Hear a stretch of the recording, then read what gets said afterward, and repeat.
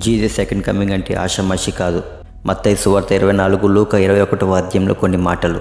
లోకారంభం నుండి ఎప్పటి వరకు అట్టి శ్రమ కలుగలేదు, ఇక ఎప్పుడును కలుగబోదు. అక్కడక్కడ గొప్ప భూకంపములు కలుగును, తెగులును కరువులను తటస్థించును. ఆకాశం నుండి మహాభయోత్పాతములను గొప్ప సూచనలను పుట్టును. మరియు సూర్యచంద్ర నక్షత్రములలో సూచనలను, భూమి మీద సముద్ర తరంగముల ఘోష వలన కలవరపడిన జనములకు శ్రమయు కలుగును.